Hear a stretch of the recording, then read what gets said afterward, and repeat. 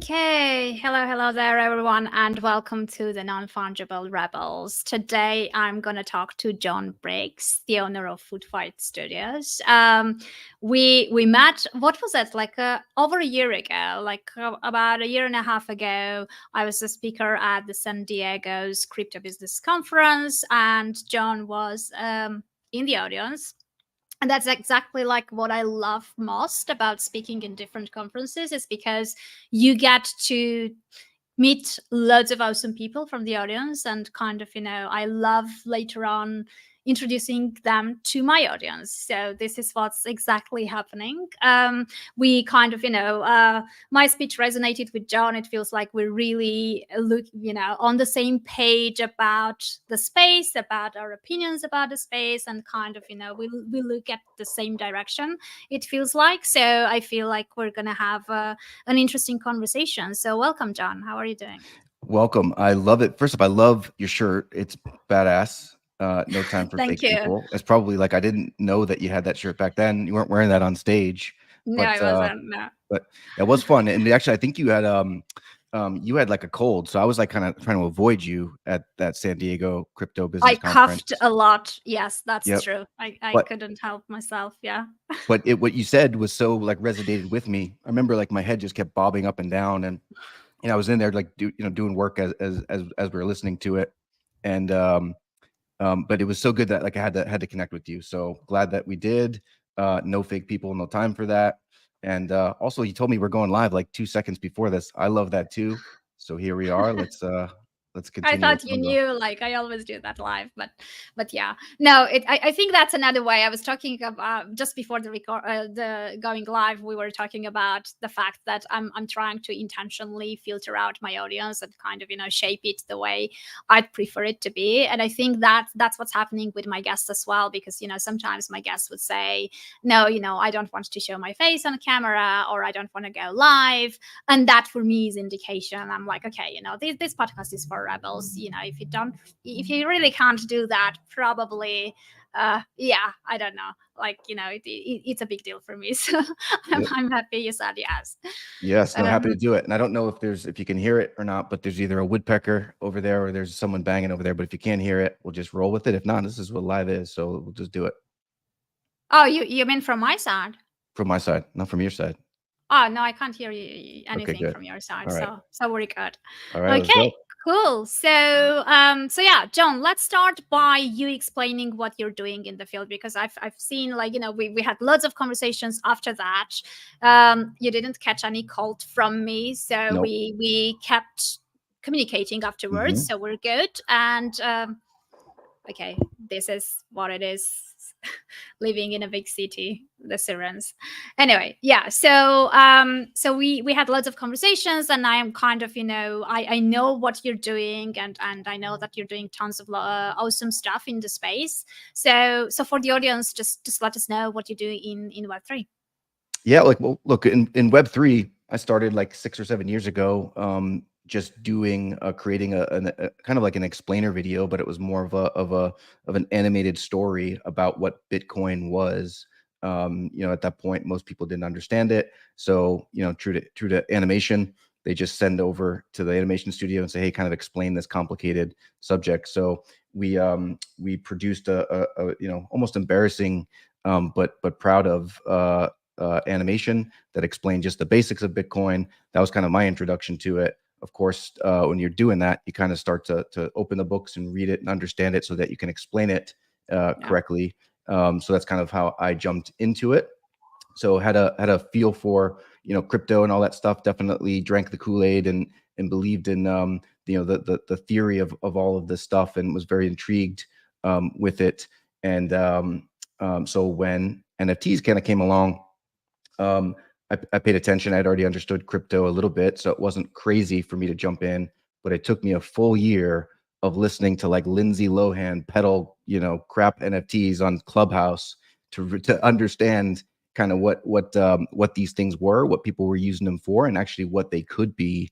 And that's what we did. So partnered with a guy that I've known for a long time, kind of collected his physical art, guy that we tried to go the old-fashioned way and create some IP together before. and this was the opportunity, and we kind of paired up with his wife and a guy that I've known for 20 years and didn't know a thing about what we were doing in Web3 technical side, NFTs, any of that stuff. But we use this as an opportunity to kind of build this IP and kind of co-create it with a group of people. Okay, sounds good. It's interesting because, like, if you have noticed, there are loads of PFP projects that are still around at the moment, and which were like really popular back in the days, that are now sort of trying to figure out the IP stuff, right? Like, many PFP projects came out just as PFP projects that didn't really have a plan or a business model behind it, and now everyone tries to figure out how to deal with it because they need to sort of to have something sustainable behind it. So many people kind of ended up building a game or looking into their how they can capitalize on their IP and stuff like that. But it feels like from the very beginning you already had that in mind, and you're not doing this back and forth at the moment. No, I think that's why we're still sticking around. And when people were crazy, like, why are you still doing this?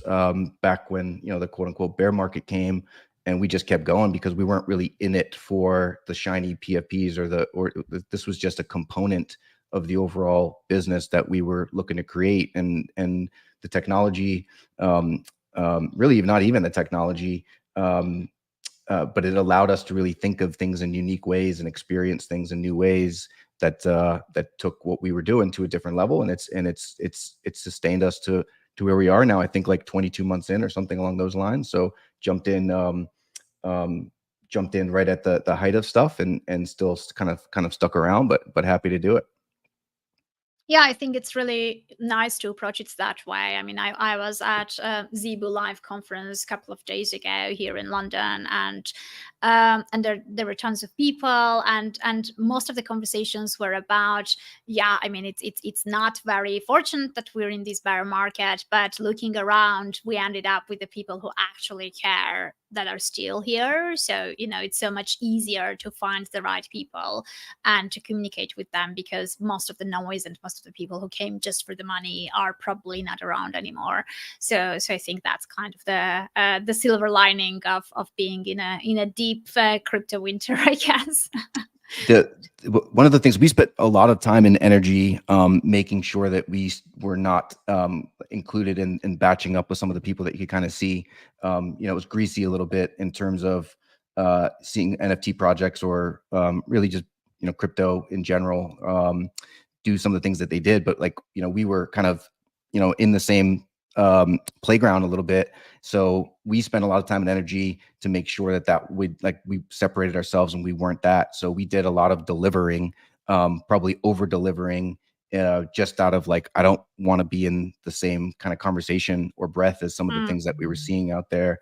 So it's really worked. It's been a cool ride, but and far from over. But I think when the dust settles on everything, all of the crazy, this, you have to do it this way, you have to do it that way, you have to do it that way, because this is the space. Really, when the dust settled, that wasn't really the case. And you just can continue if you have good values and a business model and a plan beforehand. You're going to stand. And I bet you that's a lot of the companies or businesses or NFT projects that are still standing are similar. Yeah, I agree with you.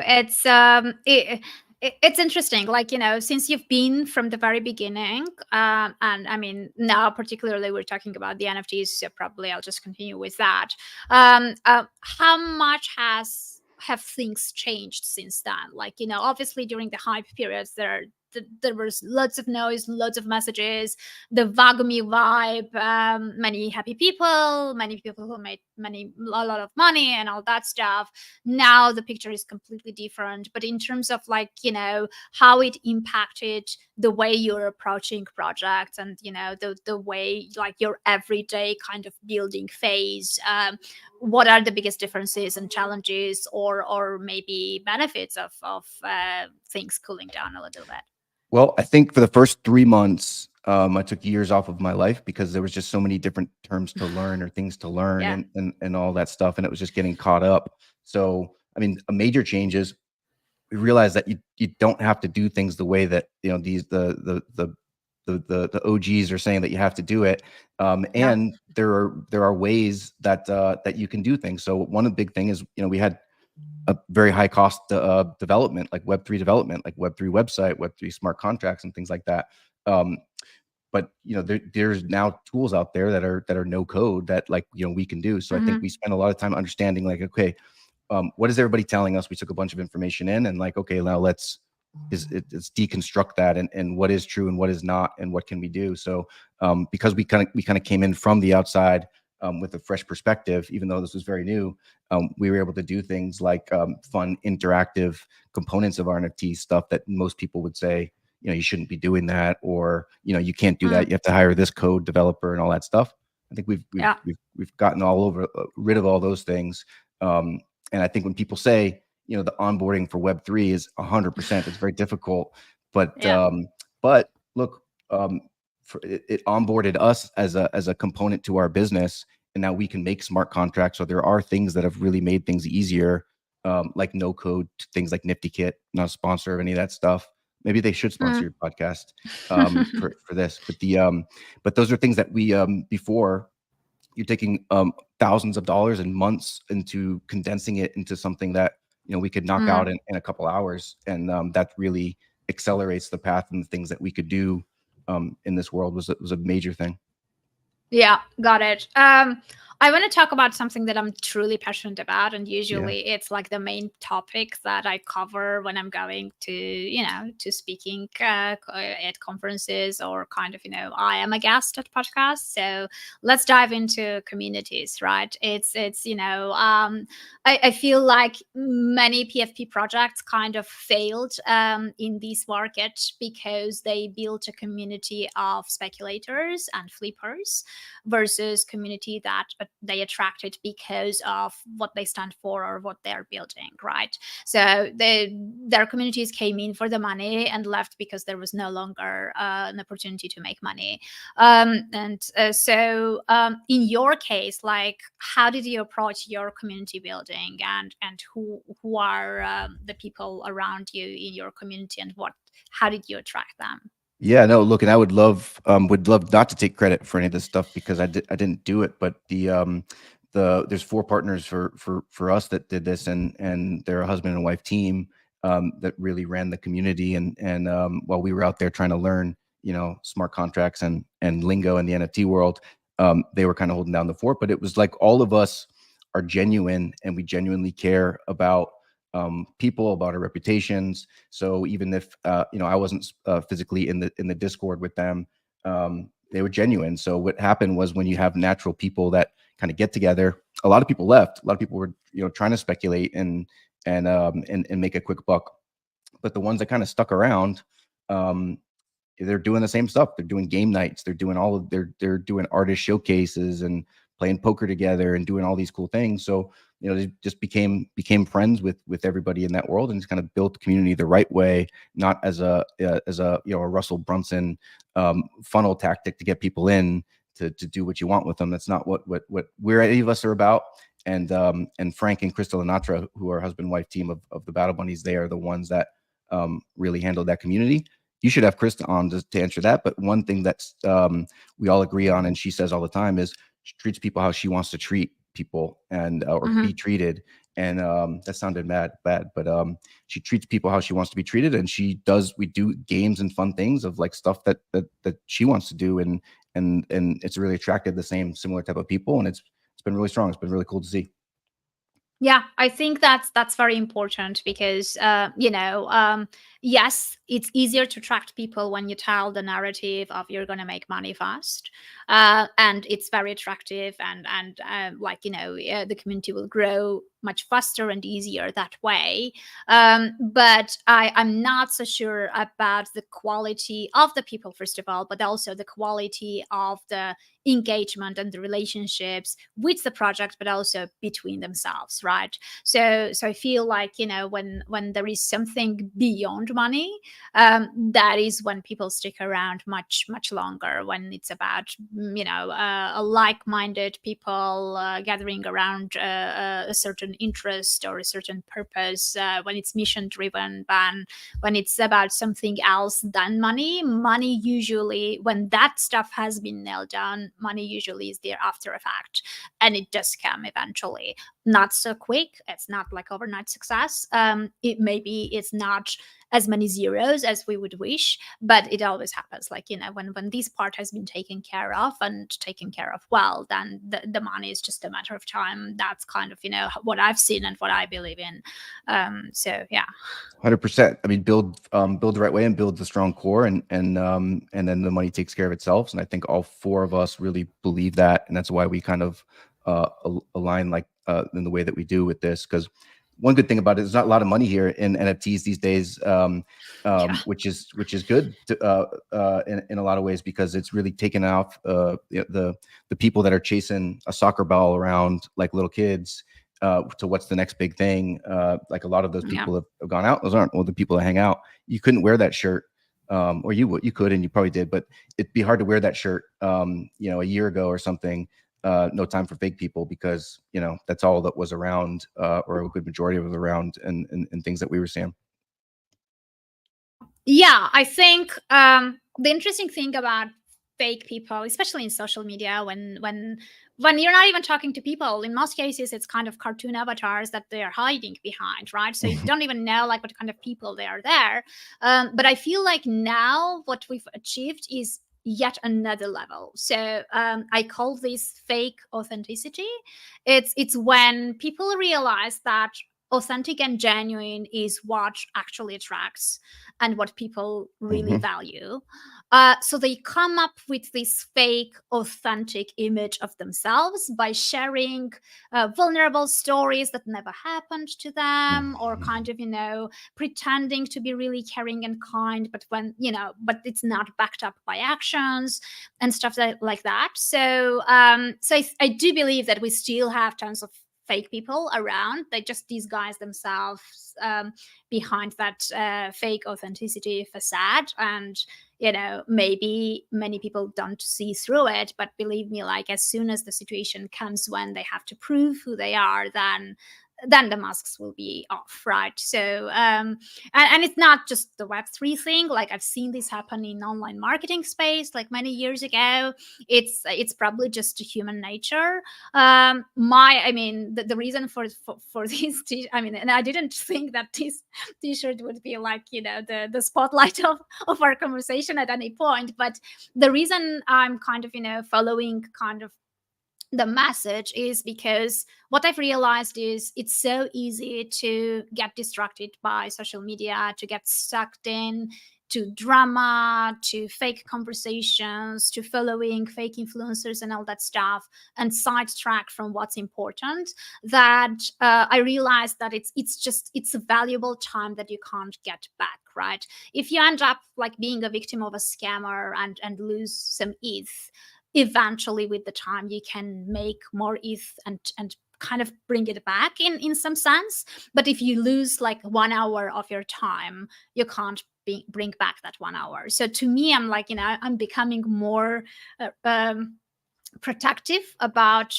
the time and the engagement and the sort of conversations that I'm having with people, trying to make sure that I'm having it with the right people, the people that I enjoy talking to, and people that hopefully we both give value to each other during our conversations and engagement, versus just chasing clout, following influencers, and I don't know, talking to people only who have big audiences and who you could potentially benefit from at some point. So yeah, that's basically the reasoning behind it.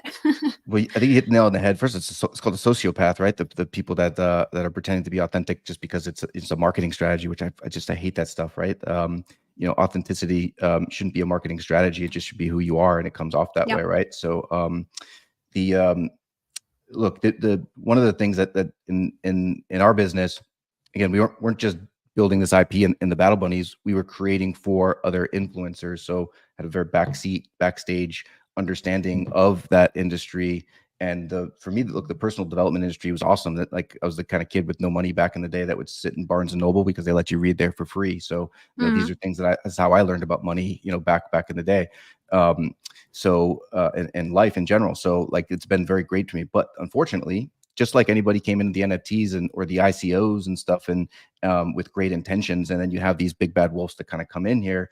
The personal development industry is also a predatory industry from a lot of people. So you really have to know, really, you want to trust, and I think that's what they prey on, is people that want to trust. They believe in these things, and the reality is they're spending way more money on things that they shouldn't spend, and then they're being upsold and downsold and this and that for things that they don't really pushed need. through funnels that you really hate. So Yep. And I understand. Look, I understand marketing and sales. You have to do it.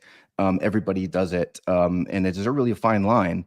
But there's a lot of people out there that are faking, and I've kind of at one point when people were hitting us up to ask to create for them, we were turning down people pretty frequently, more than we were accepting people, just because at the end of the day, if you have a five-star shining success program that you just like figured out on a weekend and now are selling it to people as the lifesaver, it's not something that I kind of wanted to help with. So but that's an industry, any industry, right? So a lot of people, I think a lot of the stuff that we learned when we heard like in this space, in the crypto space, in the NFT space, the reality is it's the same everywhere. Humans are humans, and it might be a little fancy different word, or it might be a little combination of things, but the reality is there's bad people everywhere. So I'm glad that we met in San Diego, and I'm glad that we were able to connect today. Yeah, I think that's the beauty of it, right? Genuine human connections and relationships, because otherwise it's just I don't know, like I don't really imagine myself sort of interacting with people only when it's needed, only when they are like at a high places and doing well and all that stuff, because that's not really like a human relationship, like, right? So, and it's interesting you mentioned human nature, because I totally agree with you there. Back a few years ago, I was interviewing Andreas Antonopoulos for the podcast, and I asked like how much of it is like human nature, what's the impact of it in this whole kind of crypto space, and he told that it's all human nature, like all of it is based on human nature. So I feel like in this space, I admire and respect coders, and as someone who can't really read code, this is for me something really fascinating and magical. But it feels like those who can read people even better than the code are having some kind of advantage in here. I don't know how you feel about it, but I feel like people, those with stronger people skills, who can read people better, who can predict behaviors of the human nature, who can tell better stories, definitely are in a really good space, spot in this space, basically. Yeah, look, and it's not all negative. These are great skills to have if you can learn to tell stories and connect and empathize with people. That's what makes a good story. Right? If you can empathize with the character, then these are great things to have. So it's just again, these are great tools that some people use for bad things, just like AI is used for bad things and good things. The majority of it is good, I think, in a lot of ways. But totally agree with you. And I spent, it's a skill that I developed kind of on accident. Just because I had like a derelict mother that like would let me play around by myself. So like I would hang out at the mall at like 5 years old and just like kind of watch people. So you can kind of see how people act, right, in different ways. So I feel like it kind of gave me an advantage of kind of understanding. So there'll be times, to your point, where I'll see somebody on stage or in a video, and I'm like, how does anybody fall for this? Because look what they're doing. Like they're not genuine about that. Right? They're like, look at the smile just went off his face 2 seconds ago, unnaturally, right? So like but people fall for that stuff, and that's what stinks. So I love what you're doing. I love that conversation, and there needs to be more people out there that kind of speak the truth, because it's hard to come by these days, but it's out there. So it's not like everybody's like this. You're one of the truth sayers. That's why I subscribe to your Substack. It's legit. It's where I get a lot of my information from in the stuff that we're doing, because you've been ahead of this game. You've been in this game for a long time, and you're one of the good people. You are someone I trust here. So Oh, thank you so much. It's interesting you mentioned conferences and sort of speakers, and I'm sure not many people talk about this, but in the Web3 space, the conferences, many conferences are very corrupt, and part of the sponsorship package is basically putting you on stage, which is why it kind of eventually impacts the quality of the speakers and then the conference attendees experience in general, and then the quality of the knowledge that those speakers are sharing with their audiences. So unfortunately, many people kind of by default trust and respect people just because they are on stage, but not everything is so straightforward. And unfortunately, because it's like a whole ecosystem feeding lots of people, not many people are willing to go out there and talk about this, right? But it is how it is, and unfortunately that's where we're at, and there aren't many conferences that kind of differentiate from that aspect. Unfortunately, there are just few, and I'm happy that there are still few out there, but most of them are having this issue for sure. So But yeah. it's no different from having an influencer say they wear a certain type of lotion and stuff, and they're getting paid for it. So like, there's a reason that there's policies like that in place. So sure, if Yep. you're at a conference and someone's speaking and giving a great speech about their cool tool, you would hope that it's pretty known that they are there being paid or paying to be there. But it's not the case always. Yeah, not always, and that's why I think it's very important for people just to do their own research, to look around, to dig a bit deeper. I know it's time consuming, but like at least to do enough research to know who to follow, right? Because that kind of really impacts their experiences, the level of the risk of being scammed, the quality of the knowledge that they will be gaining, and all that stuff. Because the space can be extremely overwhelming when you're just getting into it. It's very chaotic. It moves very, very fast. You need some kind of real people who you should follow just to make sure that you're getting the legit stuff out of it all. So And yeah. don't jump in with both deep right away, right? So I mean, when I say do this or don't, I'm not giving any advice. I don't know anybody here other than you with this, but don't jump in right away, because that's where I think that's part of what gets people. Not only is it's overwhelming, but it's exciting. So once you understand and unlock some of these things, like we've experienced this stuff, like, wow, this is amazing, this is awesome, and you just want to experience it more and test this and Yeah. test that, and that's a personality type that unfortunately people can take advantage of. So ease in, feel like, do your own research, but also just don't, if you do your research, don't just jump in and bet the farm and jump into all the stuff that you're doing right away. Like, that's a mistake that I see a lot of people making. It's really heartening to see in a lot of ways, Yeah. because it's a problem. Yeah, I know what you mean, because, like, I haven't met many patient people in this space. Mm. I'm one of the most impatient people, probably, out there as well. So that's one of my problems as well. It's very kind of, hard to take your time and sort of, stop a little bit and kind of evaluate a bit further. And we're all like, we spoke about human nature, like we're all emotional creatures who kind of, uh, although theoretically we know about this stuff, but like we still fall for hype and FOMO at some point, right? Like some are more immune to it than the others, but once in a while we all fall for it anyway. So yeah, it happens. It is what it is. So there's a lot of things here that is great, and I think that's the stuff to focus on. But either way, what do you want to talk about next?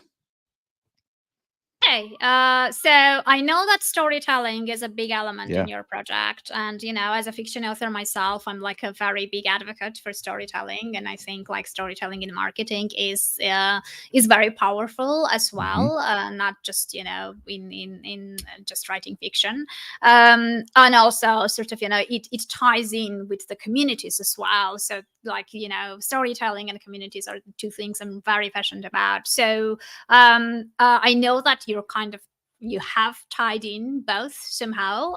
So I'd like you to kind of tell how you have been approaching it for your project and how kind of that works. Well, I think, like you said, like storytelling, it's become kind of a buzzword, and that's like where it's annoying for me was Yeah. when these people they're doing marketing and stuff now, it's like they're storytellers and all that stuff. But for me, it's there's no better way to connect with somebody than with a story, right? And I think people are built in their nature through stories. And there's a million books out there that'll say back in the day the reason why it's wired is there was no writing and stuff, so um, people had to tell the story of where to avoid the animal over the hill or something like that. So you're very descriptive and things, and that's Mm. kind of how we're wired, and we remember these things. So for me, it's fun to tell a good story, but it's also a way to for people to remember some of the things that we said. Like one thing that stuck with me um, was some of these old things like the Iliad and the Odyssey. Mm. Those have lasted the test of time. And if you before a point where we were even written in a book. But how would that happen? It's because if you look back, it's very descriptive. It's like the green-eyed Athena or whatever it is, right? It's they're describing certain characters. So, and we remember it. So like for me, um, there's a great book that's on storytelling and marketing mix called Perennial Seller by Ryan Holiday. Super good book. It's super underrated. I don't know anybody that's read it. Just kind of came I across it. haven't, but I really like Ryan Holiday, so Yep. I should add it to my to read Yep. one. I'm reading Seth Godin's Tribe at the moment, but Okay. yeah, Cool. probably that one should be next. Yeah, that's good. Yeah, no, I mean, he kind of takes it from a perspective of like, hey, there's these businesses that have been around for 200 years. There's some that have been around Mm. like way longer than that. But it's like, why? So he kind of studied them in a non studious way, and Mm. just kind of told the story of why these businesses, and kind of put it together to a book and stories, and what makes something perennial and stand the test of time. And Mm. it is story, and it's things that you can remember. I think that's what marketing is too, right? You're trying to get people to remember, whether it's like a Yeah. sale, or something that you wanted to tell a story about the sale, of why you should have the sale and things like that. So I highly recommend that book. We should start a book club if you don't already, because Well, you read good actually, stuff. you're not the first one who told me that. Like, in the past month, I've been hearing this a lot, and I kind of came back to reading much more than I did in the past couple of years. So probably that should start becoming a thing. Yeah, I mean, I'll be considering it. Yeah, no, I think you absolutely should. But there's a lot of really important things that I think, if you're going to do marketing the right way, that stories can teach you. That's one of the books. But if once you come across another one, definitely send it my way, because I consume that stuff up all day long. Yeah, yeah. I mean, I think that's the thing. Like, I'm reading some books that have been written like years ago. Like, they are not really fresh new books. But the fundamentals is still there. It's kind of, it's still valid today, and it still works. And back then maybe there were like super cutting edge things that people still didn't believe in. But now, like, looking backwards and kind of seeing how it actually developed, these books actually kind of told you what was going to happen and how to approach it in advance. So I think there's a lot to unpack there. And sometimes, like, when you yourself are not very talented storyteller, like, in those books you can see some of your ideas, but, like, in a way better, concise and polished way. So that kind of helps also to sort of shape your own mindset and kind of put it into a more structured way as well. So yeah, I think it's for people that are creating content, and the way that you can create content now, is stuff that we couldn't create 5 years ago without a hefty budget. So you're seeing a lot more types of content that are feature film like related, and things. And so what's really cool is this is like, you could go to the school of Steven Spielberg just by watching all of his stuff if you like that, and you could yeah. find ways to kind of put it into the stuff that you're doing. I think that's really everything that's done in history. Is everything is combined. There's nothing new. So there are ways to integrate stories, and for people that are creating content, literally just on a weekend gives you an excuse to sit down and watch some of these things, these commercials. It's a free masterclass in a lot of ways. Can I plug something which I wasn't anticipating doing? Go ahead. Is it good? And because I wasn't Yeah. anticipating even going live, we didn't know we were going to talk about, so it just kind of came in the conversation. But story Yeah. Go related, ahead. this is one way I think that you make story stick is this is from the Battle Bunnies, and it's the TCG that's just pre-released. But this is a playing card like Pokemon. That's my character that I created, right? So they're playable cards that people create backstories for, and then they become playable cards in there. So when we say, like, how do you do storytelling the right way, and how do you integrate it into the stuff that you're doing?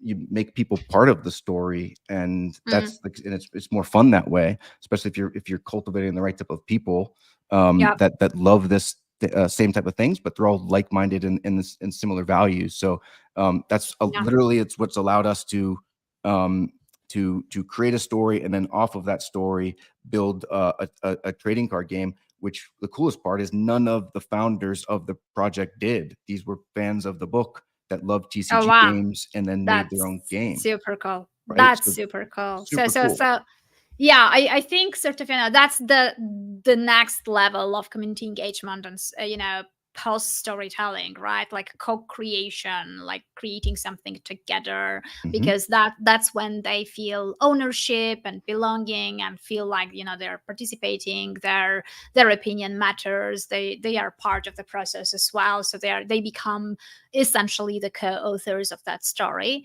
which is always powerful and always great. I mean, obviously it's not realistic to think that absolutely everyone in the community will be actually super active and participating in the whole thing, but those who would like to, it's always a nice way to put it together for them. And it's very challenging. I know that it's very hard, actually, to create the safe enough environment and sort of the conditions where people can feel safe enough and comfortable enough to come in, share ideas, brainstorm together with people they've never met before and all that stuff. So I know it's not easy, but I also know that once you're able to do that, that quality of the relationship that we spoke about is completely different, right? It gets to a much deeper level, and yeah, people who put so much time and effort into that community most probably are not the people who will be leaving as soon as the money dries out, right?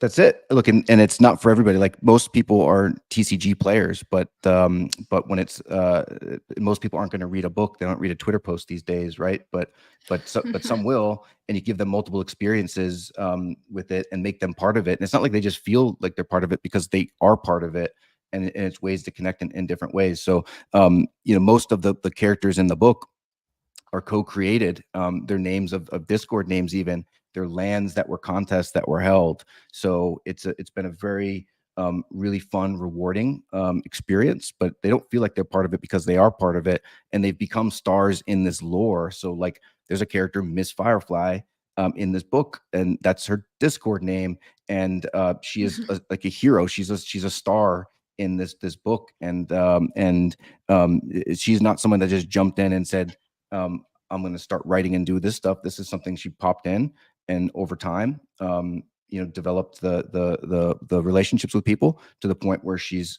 come out and wrote these amazing stories that some get used, and it's but either one, it's nothing goes to waste. That we all put it together, we all read our stories, and it's really cool. So it's been real rewarding to see, and we're just getting started with it. So yeah, it's I think it's really cool. I think what this whole period in the space hasn't been very easy, right? It's over a year, like a year and a half, that things are kind of really slowed down, and there are lots of challenges, and even building becomes a bit harder because of the financial resources and the scarcity, and investors being cautious and sitting and waiting to see what's happening next and all that stuff.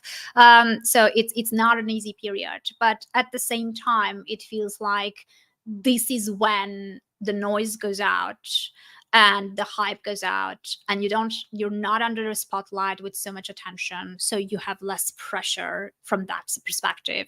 So you have the mind share and the space and the time to actually create for the sake of creating, and not for this whole kind of idea and goal of making money, or helping your token buyers to make money, right? So that's when a more creative stuff can come out. And I feel like before it was much harder to find projects that were about something else beyond money, because the money was so much around, and those projects around money were so many and so big. Now it feels like the stakes aren't that high, so only those who actually care are trying to build something, which is cool, basically. Well, I read your article on Substack about the stoner cats. I thought it was super informative. The stoner Yeah. cats, actually, look, I don't know anything about that, but I learned a lot from your article. For me, they were just one of the projects that allowed me to understand what an NFT could be. It made sense when I don't know what NFTs are. Okay, I get this, which allows me to go on their website and then unlock something. Like I got it. That was a light bulb for me. Yeah. But I'm curious of your thoughts of, I don't know if you followed the SEC and all that stuff since that article has come out, but I'm curious of like your thoughts on that. But I'm curious also of just the general like marketing tactics that like, where do you draw that line? Because they were doing things that were cited specifically there about which seems crazy that someone with a business would actually say to do, but they were saying buy the dip and then go buy more stoner cats, right? I think that's pretty stupid. I think that's pretty unethical to do that. So yeah, I mean, I wrote, this was probably the second article about stoner cats, if you've read it recently, because I wrote another one during their mint, which was like 2 years ago probably. And the reason, I mean, the way I'm picking up sort of stories that I dive really deep into is based on the fact, like, if I'm just scrolling down the Twitter or X, whatever we call it now, and there is something happening that people are really passionate about and talking about, and it's kind of a hot topic, I'm trying to understand like why it has become hot topic and what's the drama around it, right? So during the stoner cats, like the whole drama was around, first of all, like celebrities, cash grab, sort of, accusations. Vitalik was involved, which was kind of, something rare and unique about it. And so that was kind of what grabbed initial attention. And then they had issues during mint, and then many people lost tons of money in gas fees. So there was a big drama around that. Then they promised to reimburse. I think they reimbursed the gas fees eventually and all that stuff. But there was also a lot of top kind of conversations around the IP itself, because it felt like the buyers were not actually getting IP. And the reasoning behind it was like, they told either the Discord mod or someone told that we don't want that because people will draw dicks to those cats, which is exactly what happened eventually. They gave the idea, and like, a guy on Twitter actually started drawing those dicks on the stoner cats and all that stuff, right? So that was like the first story about the whole roller coaster until the mint, and then the mint happened. Eventually, like, during these 2 years or so, they had, I don't know, 3-4 episodes released up to then, not too many, so it didn't feel like they did tons of work out there. In terms of SEC, I didn't really dig deep into like the whole accusations thing, but it feels like basically in their marketing materials they somehow implied that if the cartoon series becomes successful, it will impact positively the price of the NFT. Yep. right? So anytime when you do promotion where you imply that the token buyer is going to get some kind of gain, in many cases it can be like direct gain in terms of how the token has been shaped. So let's say if the token includes revenue share, or kind of sharing part of the royalties that they are getting with their token buyers, that immediately puts it into a securities kind of category of the token, right? Here in this case, they were promoting, kind of implying that you're going to make money because the price will increase, because we would do well and kind of have a successful series release and all that stuff. So I feel like that's where the problem was coming, the way it was positioned, because you're not supposed to talk about, I mean, usually, I mean, as marketing, I was always advised to be very careful in our messages, in promotions, implying or discussing any price action. So to be on the safe side, you shouldn't really touch the subject at all.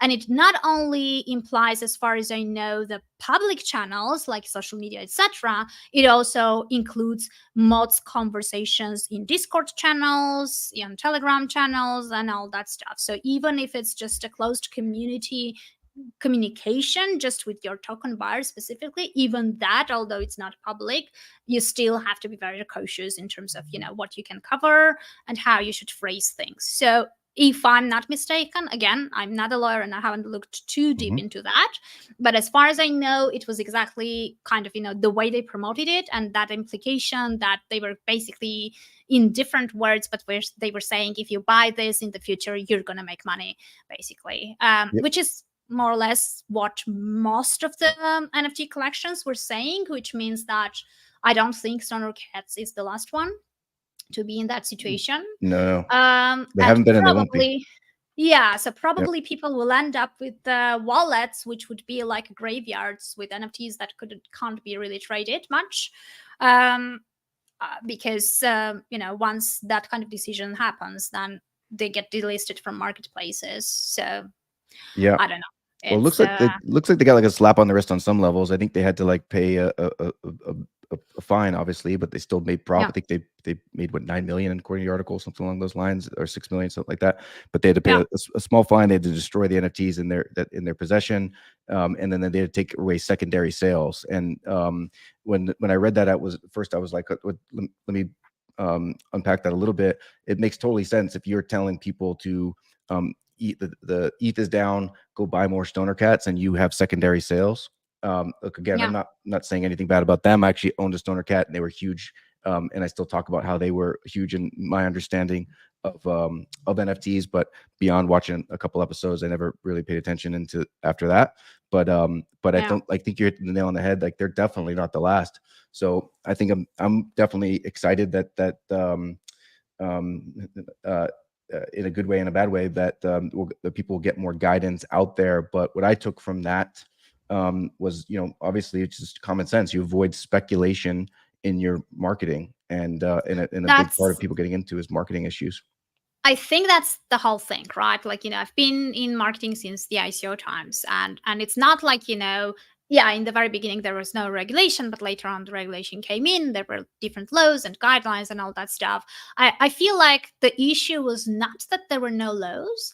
The issue was that until recently, those laws were not reinforced and no one has been punished before. So no one was really probably seriously taking into account all those things. No one actually, like, not many projects actually consulted lawyers around some stuff, right, while modeling the tokenomics, kind of, the token model and all that stuff. So now, like, after so much time has passed and so much stuff has already been done, now going backwards, people are looking into how things were done. And in most cases, because, like, first of all, regulation wasn't very clear in the very beginning. It was like very there were tons of gray areas, and there were no precedents, no cases before that. It was very hard to predict kind of how serious the things you're doing, the impact of it could be, right? So but looking at it and from the speculator perspective, kind of, and human nature and community, right? If this happens and the NFTs under their possession are being burned, essentially the token holders are the only ones who have the NFT.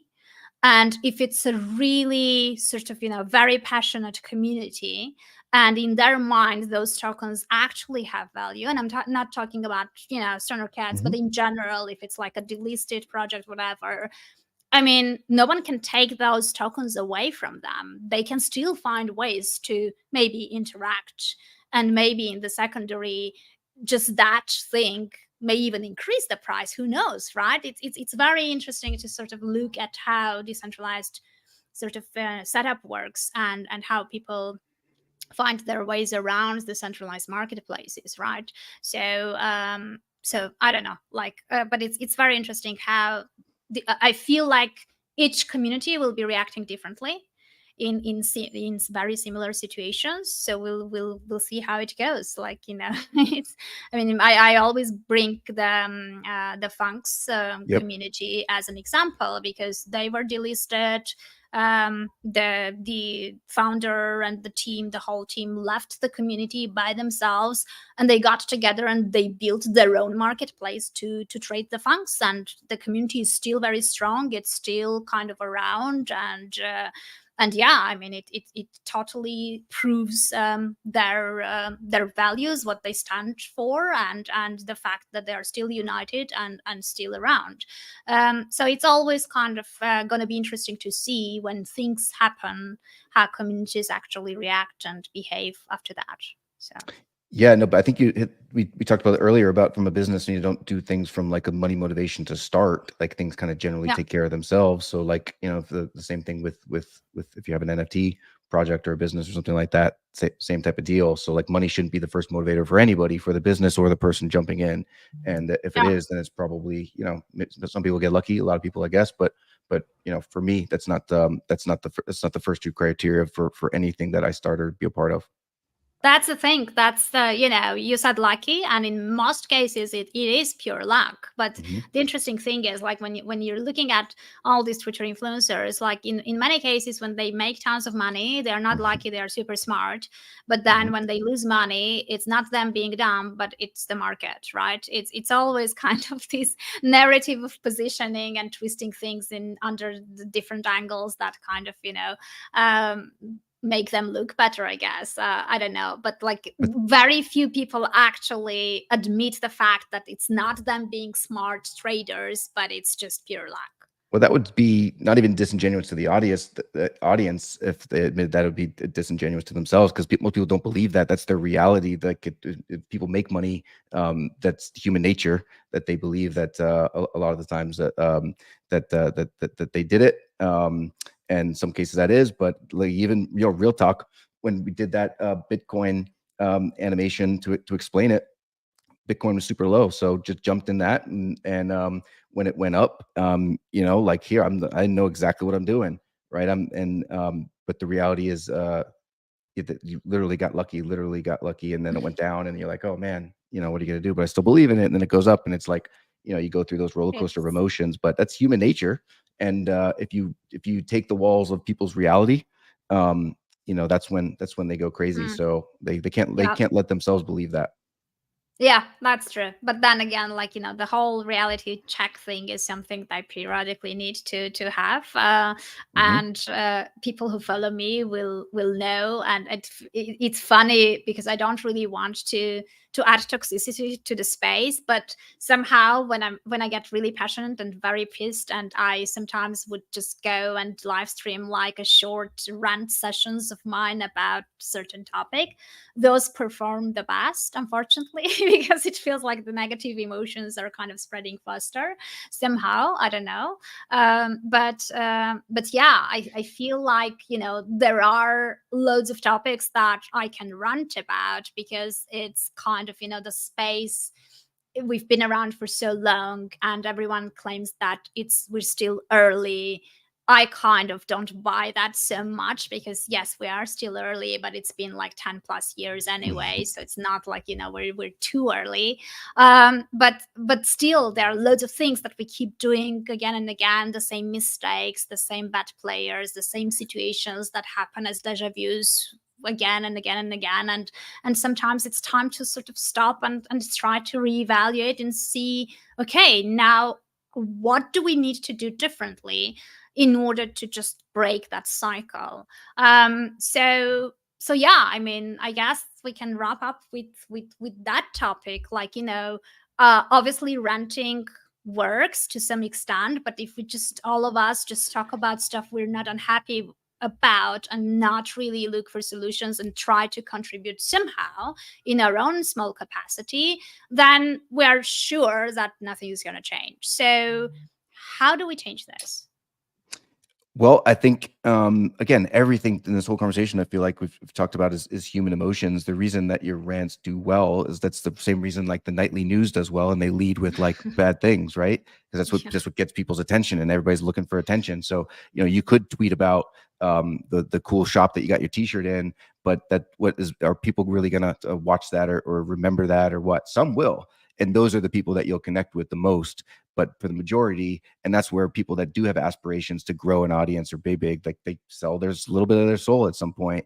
And it doesn't mean they're bad people, but there are things that you have to do. And then I think we're in a cycle because we live in such a little bubble of time and space, and that's even become more so in the last few years. But the reality is these things are not new. If you go back and I remember in a book I read, it was old. I was collecting old books, and it was from P.T. Barnum. It was written in the 1800s, Oh, wow. and you could read that thing, and you swap a few like miladies and horse buggies out of that, and substitute them with cars.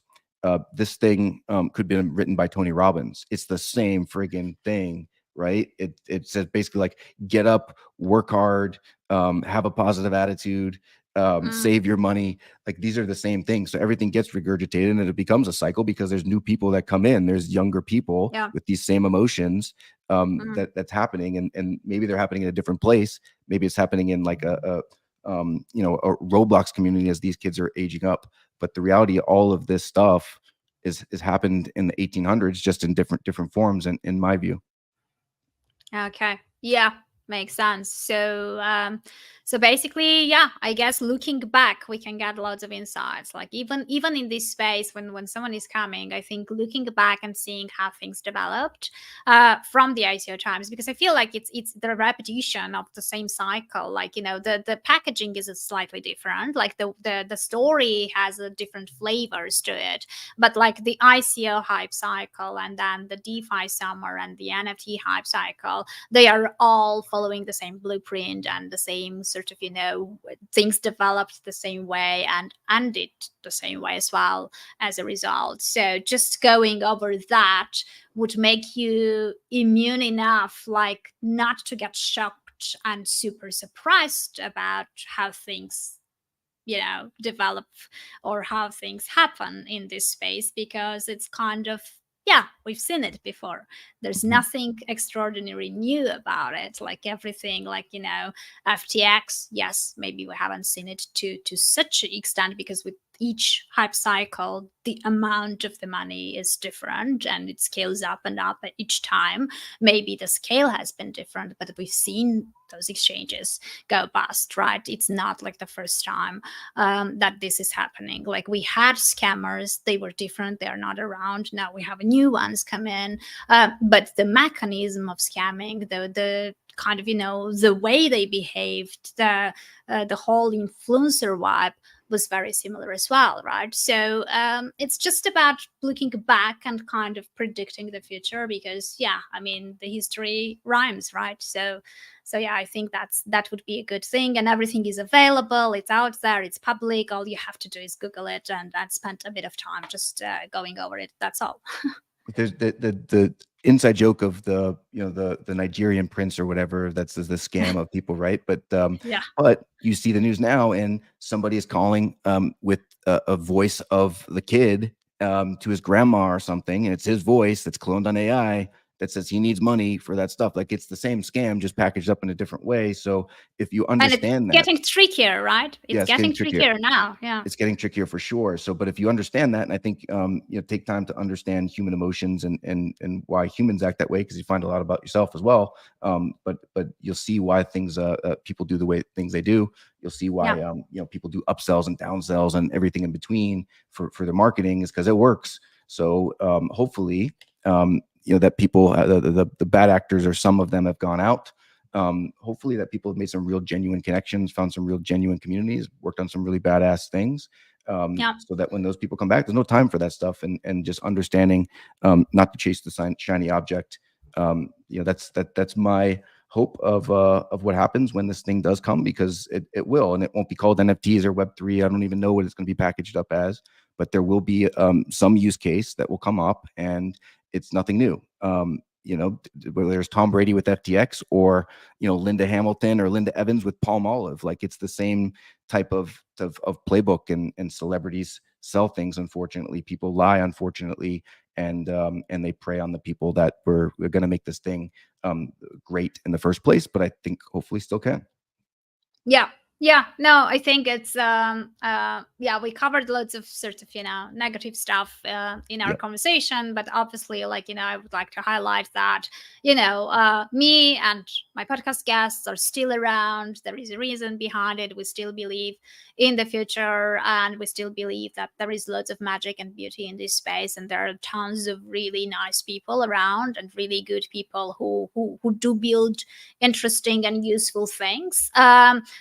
And that's one of the reasons of this podcast, because I have a feeling that most of these people are not so visible, and they are not appreciated enough, and I just want to find those people and kind of have real conversations about stuff, versus kind of just go live and shill a certain meme coin or a token or an NFT collection, which kind of I don't think it's going to bring any value to the space, or there are tons of people who already do that, so you get that content even more than you probably need. So there's no need for that, for an extra one, especially coming from me, because I'm a lousy shiller anyway. So same deal. And look, I've listened to some of your podcasts, and I'm like definitely the worst guest you've had on this stuff. We were all over the place because of me, but in the reality is we had a really genuine conversation, right? That I thought there's some things that we'll take away, and this is just how we communicate. So this was awesome, and if people got to be a fly on the wall with it, great.